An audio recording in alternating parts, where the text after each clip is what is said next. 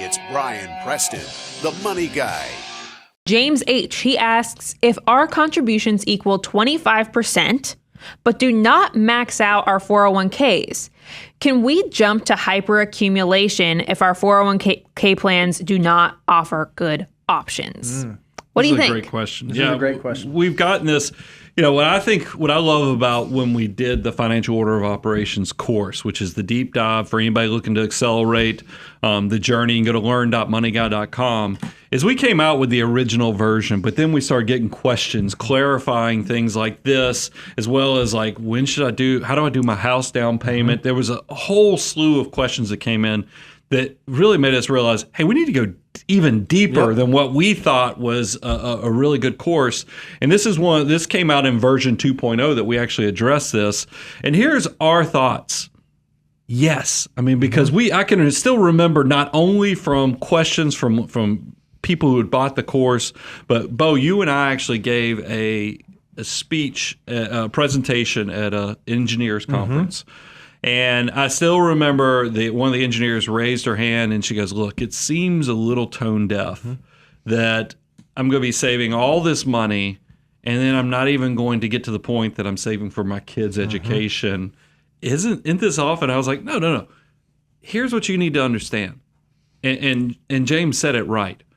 Once you reach 25% of your gross income, you have, in our eyes, maxed out your retirement as what you need to be doing so you can feel kind of released to start thinking about the 3-bucket strategy, which is step 7, and then moving to step 8, which is then saving for the kids' college.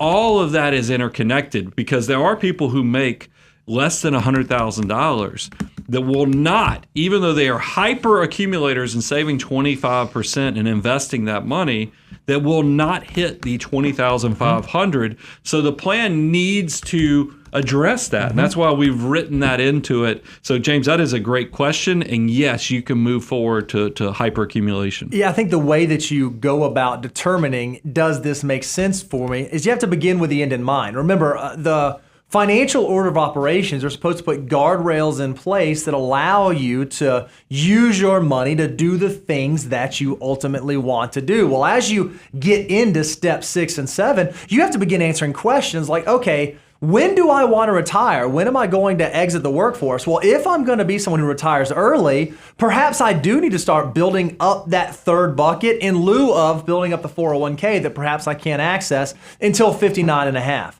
So use the Financial Order of Operations to kind of let you continue on the journey. But as you begin to know what the finish line looks like, as you begin to see the horizon coming closer and closer, you do have to figure out, okay, what is the specific plan for me that makes the most sense, that allows me to do the things that I want to do, the way that I want to do them, when I want to do them. And that's a great time that a lot of people begin answering that question by reaching out and thinking about taking the relationship to the next level, because you only get, most of us, one shot at retirement. So before you actually take that chance, before you actually go ahead and say, all right, I'm done, my army of dollar bills is big enough to provide for me for the rest of my life, you want to make sure that you've measured 2, 3, 4, 5, 6 times before you cut those strings so that you can make sure you're doing it as good as possible. And one of those things might be, all right, stop funding the 401k as aggressively so I can start building up the after-tax account.